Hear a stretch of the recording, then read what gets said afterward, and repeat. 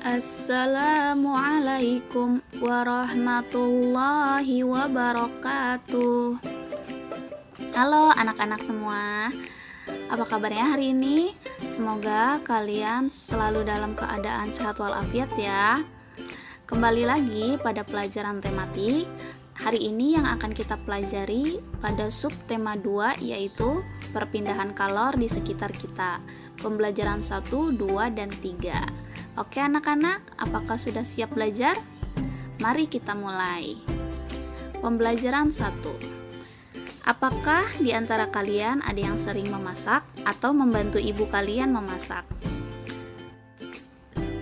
Memasak adalah kegiatan menyiapkan makanan untuk dimakan dengan cara memanaskan bahan makanan agar bisa dikonsumsi. Saat kita memasak, terjadi proses perpindahan panas atau kalor.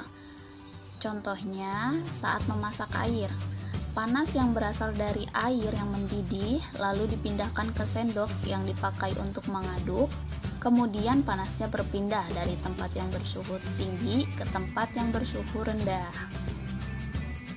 Selanjutnya, Miss akan menjelaskan macam-macam perpindahan panas. Panas berpindah dari tempat bersuhu tinggi ke tempat yang bersuhu rendah. Panas suatu benda tergantung pada suhu benda tersebut. Semakin tinggi suhu benda, maka benda itu semakin panas. Nah, anak-anak bisa dilihat ya, di sini Miss sudah punya 3 macam perpindahan panas. Yang pertama adalah konduksi. Konduksi yaitu perpindahan panas melalui zat perantara tanpa diikuti aliran zat perantaranya. Contohnya, sendok logam akan terasa panas ketika dimasukkan ke dalam sup yang panas. Yang kedua, ada konveksi. Konveksi yaitu perpindahan panas melalui zat perantara yang diikuti aliran zat perantaranya. Contohnya, air yang direbus di dalam panci akan mendidih. Dan yang ketiga, radiasi. Radiasi adalah perpindahan panas tanpa melalui zat perantara. Contohnya tubuh. Tubuh kita akan merasa panas ketika berada di dekat api unggun.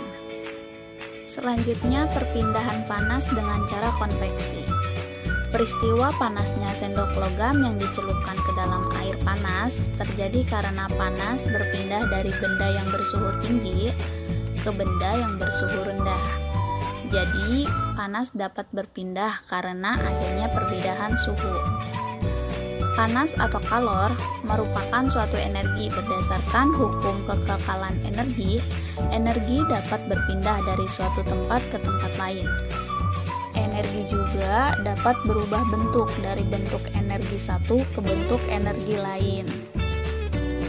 Oke anak-anak, selanjutnya kita beralih pada pola lantai dalam tari kreasi daerah. Tari kreasi daerah bentuk gerak tari baru yang dirangkai dari perpaduan gerak tari tradisional kerakyatan dengan tari tradisional klasik. Sedangkan pola lantai merupakan garis yang dilalui penari pada saat melakukan gerak tari. Pola lantai juga memiliki 2 pola dasar, yaitu garis lurus dan garis lengkung. Garis lurus yaitu pola garis memberikan kesan kesederhanaan dan kekuatan. Sedangkan garis lengkung, pola garis lengkung memberikan kesan kelembutan. Nah, anak-anak bisa kalian lihat ya, di sini ada contoh pola lantai dalam tari. Yang pertama, garis lurus vertikal. Yang kedua, garis lurus horizontal. Yang ketiga, garis lurus membentuk huruf X. Dan yang keempat, garis lengkung membentuk lingkaran. Lanjut, di sini Miss punya cuplikan video dari kumpulan tari daerah dengan pola lantai yang beragam. Simak baik-baik ya videonya.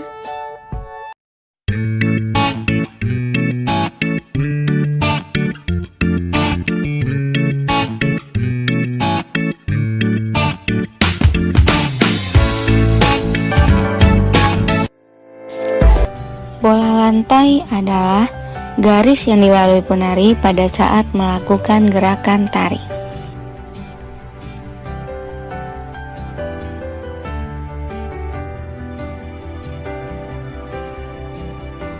Jenis-jenis pola lantai.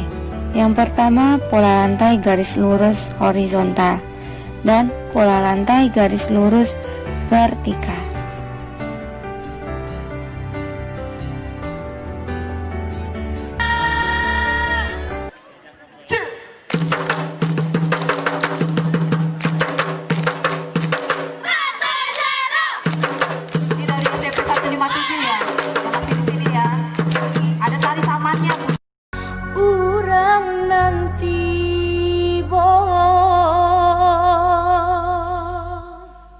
Ampun jo maaf oi kami punkan pada